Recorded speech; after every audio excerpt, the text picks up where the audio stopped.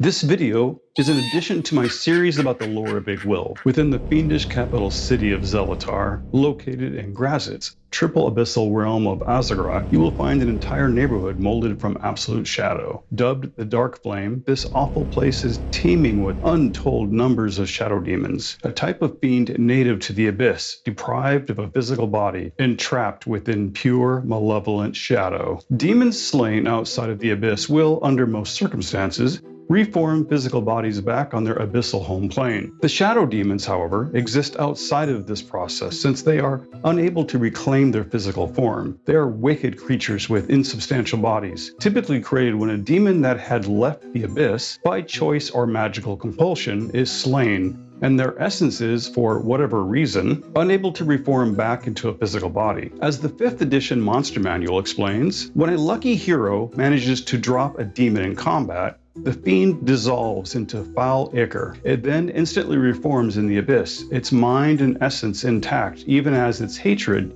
is inflamed. The only way to truly destroy a demon is to seek it on the abyss and kill it there. For a full explanation about those details, be sure to subscribe with notifications turned on so you won't miss my upcoming video all about demons. Shadow demons often serve powerful masters, lords, and princes from the lower planes, and are used as spies or scouts. Some of these fiends may be found in the service of night hags. Mortal necromancers and even powerful black dragons are known to work with them. A great number of these demons are loyal to Grazit, the Prince of Shadows. One of Grazit's closest allies is his sister, Ruxali, the Princess of Shadow Demons. According to many legends, the two siblings are among Pale Knight's multitude of children. Death priests of Orcus have also found some shadow demons willing to cooperate with them, and there are more than a few who serve Kura Anseli, the drow goddess of the undead. The shadow demon is introduced to us within the pages of the 1st edition Advanced Dungeons & Dragons Fiend Folio, and they have reappeared in subsequent editions with minor changes to description and game mechanics. In 5th edition, we are told that these shadow demons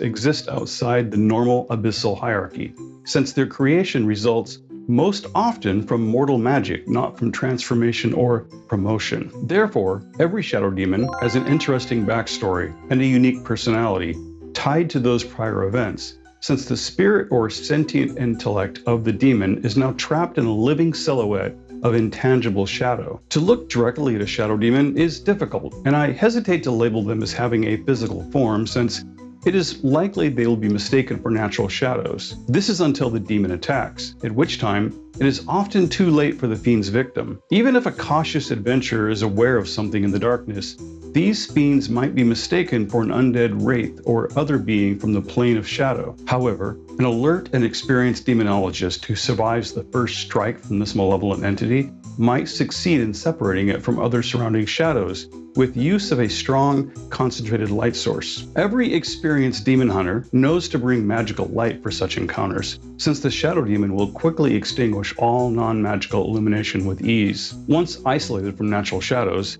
these fiends may be seen as inky humanoid shapes roughly 6 feet in height. They possess long arms that end in sharp talons, and bat-like wings sprout from their broad-shouldered backs. Instead of legs, their lower torso bleeds away into a vaporous black nothingness. It's difficult for mortal minds to imagine the level of cruelty these fiends seek to inflict on others. Tormented by their own existence, these fiends desire only to cause pain and suffering on all living creatures. In the lore of these demons, we discover certain aspects of their temperament and motivations are not too unlike that of the diabolic devils from the 9 hells. First, as with all demons, they do seek the complete obliteration of all mortal life.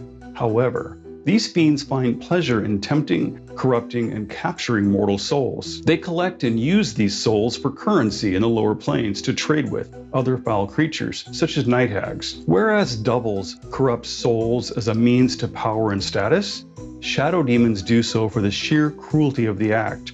And in this regard, they share goals common among the wicked undead. The demoness of shadow fiends, the queen or princess of shadow demons, is Grazit's sister, Ruxali.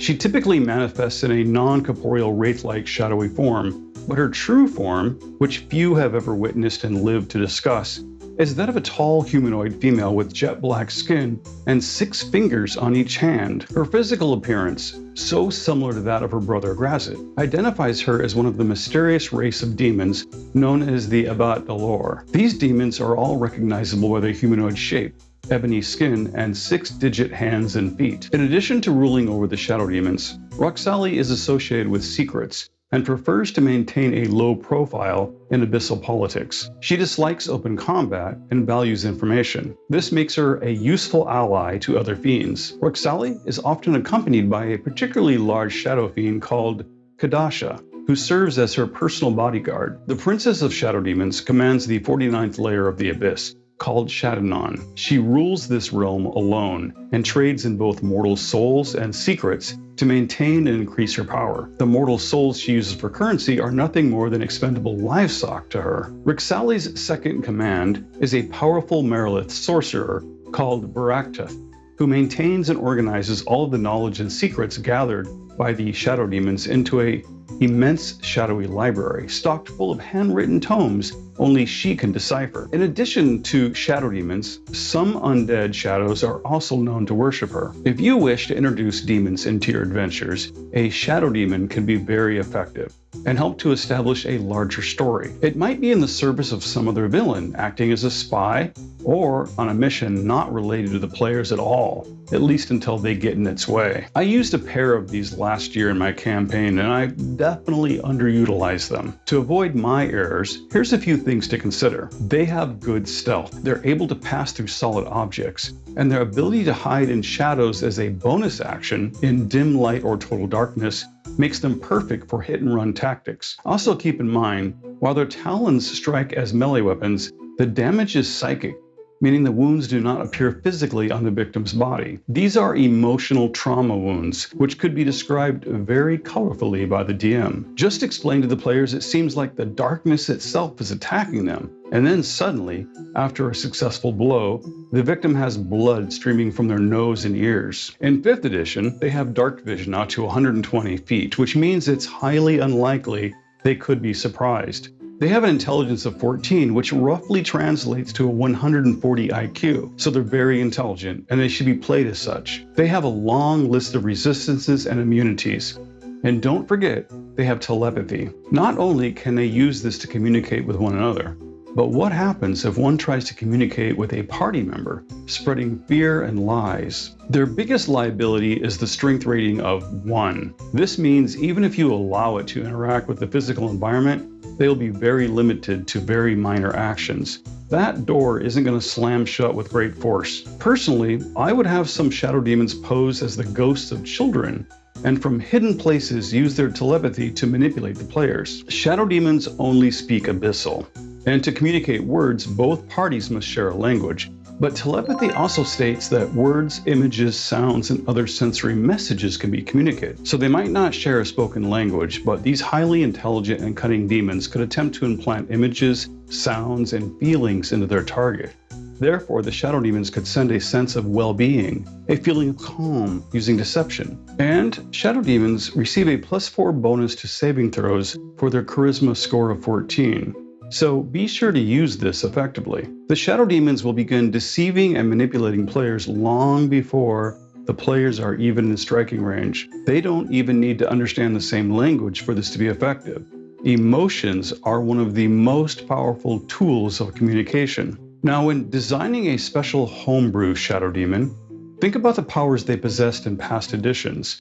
Among its different special unique abilities, in 3rd edition, a shadow demon could grapple a target that it successfully struck with both claws. They were also capable of moving their full running distance and could still attack with both claws in a pounce. So imagine a shadow demon moving a full 60 feet at great speed and ending their turn by jumping on a victim. Even more terrifying is how the shadow demons ignored armor, even natural armor, when determining the target's armor class. This is because of the non-corporeal attacks from these fiends, their talons passing through all forms of physical protections. But even before you get to combat, be creative in considering all the ways a shadow demon might interact with their environment or lead the party directly into traps. These types of demons could position themselves directly under a collapsing ceiling or on pressure floor plates. Only when the players move in to attack will the trap be revealed. And would a shadow demon fight to the death? What happens after it is slain?